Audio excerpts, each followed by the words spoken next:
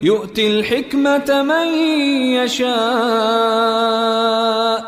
আসসালামু আলাইকুম রহমতুল্লাহি ওয়া বারাকাতুহু।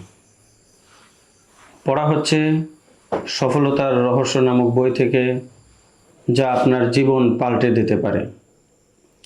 3 নম্বর গল্প। শিরোনাম: প্রয়োজনে আমি পড়ে পড়াবো, শিখে শেখাবো। ফাদার হেনরি হেরাস, জন্ম 1889, মৃত্যু 1956, একজন স্প্যানিশ খ্রিস্টান। 18 নভেম্বর 1922 খ্রিস্টাব্দে মুম্বাই নৌবন্দরে তিনি অবতরণ করেন। তখন তার বয়স ছিল 45 বছর। এদেশে কয়েকদিন অবস্থান করার পরে তার খুব ভালো লেগে যায় এখানকার পরিবেশ, সমাজ ও মানুষ। তিনি ভাবলেন, ধর্মীয় প্রচার প্রসারের বিবেচনায় এ দেশের ময়দান খুবই উর্বর ও যথোপযোগী। তাই তিনি সিদ্ধান্ত নিলেন স্থায়ীভাবে এখানেই থেকে যাবেন আর করতে থাকবেন স্বীয় ধর্মের প্রচার প্রচারণার কাজ। কিন্তু সমস্যা হলো, হিন্দুস্তান তো তার জন্মস্থান বা মাতৃভূমি নয়। বিধায় এদেশে কোনো কাজ শুরু করার পূর্বে এখানে নিজের জীবনধারণ ও বসবাসের জন্য ভালো কোনো বন্দোবস্তের খুবই প্রয়োজন।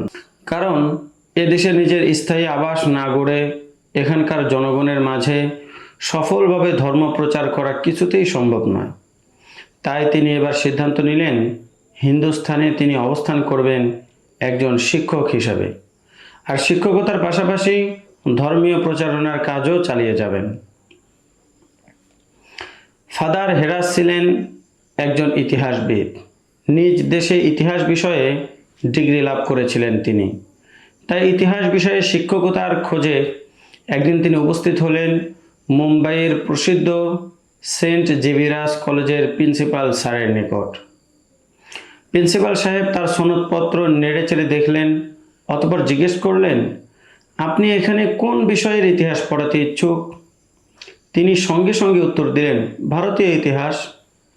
প্রিন্সিপাল এবার জানতে চাইলেন, ভারতীয় ইতিহাস সম্পর্কে আপনার অধ্যয়নের পরিমাণ পরিধি কেমন, কতটুকু? তিনি বললেন, কিছুই না। এতে আশ্চর্য হয়ে প্রিন্সিপাল প্রশ্ন করলেন, তাহলে আপনি ছাত্রদেরকে ভারতের ইতিহাস পড়াবেন কিভাবে? তার এবারের উত্তর ছিল বড়ই দুঃসাহসমূলক ও শিক্ষাজনক। আই শ্যাল স্টাডি ইট, অর্থাৎ আমি পড়ে পড়াবো।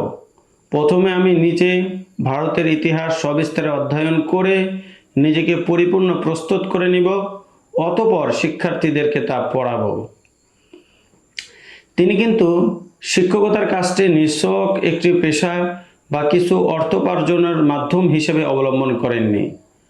এমনটা হলে তো তিনি তার পঠিত ও অধ্যয়নকৃত ইউরোপের ইতিহাস বা অন্য কোনো মনমতো সহজ সাবজেক্ট গ্রহণ করতেন এবং মাস শেষে বেতন নিয়ে আত্মতৃপ্তি বোধ করতেন।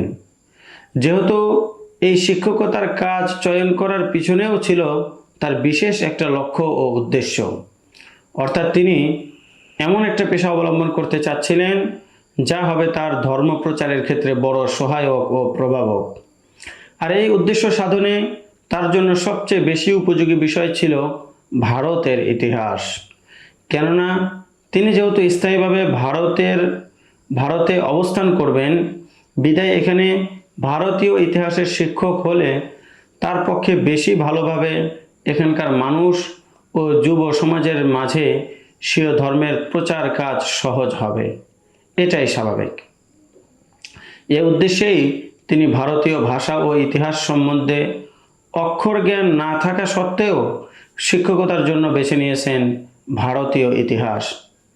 কাজটা যে একজন ভিনদেশী ও ভিন্নভাষীর জন্য মোটেও সহজ সাধ্য ছিল না, এটা খুব সহজেই অনুমেয়। অতঃপর তিনি ভারতীয় কৃষ্টি কালচার, সভ্যতা, সংস্কৃতি ও ইতিহাস অধ্যয়নে সীমাহীন প্রচেষ্টা শুরু করেন এবং তাতে এত গভীরভাবে আত্মনিমগ্ন হন যে উক্ত বিষয়ে তিনি শুধু একজন ভালো মানের অধ্যাপকই নন, বরং ভারতীয় ইতিহাস সম্পর্কে বিখ্যাত ব্যক্তিত্বদ্বয় স্যার যদুনাথ সরকার ও সুরেন্দ্রনাথ সেনের সমপর্যায়ের সুনাম ও স্বনামধন্য ঐতিহাসিক হিসাবে মর্যাদা লাভ করেন।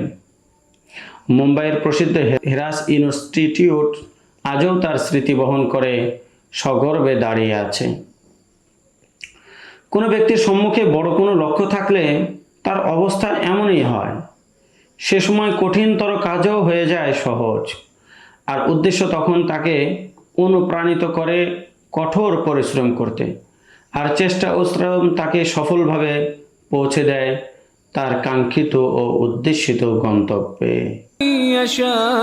يشاء ومن يؤت الحكمة فقد أوتي خيرا كثيرا وما يذكر إلا أولو الألباب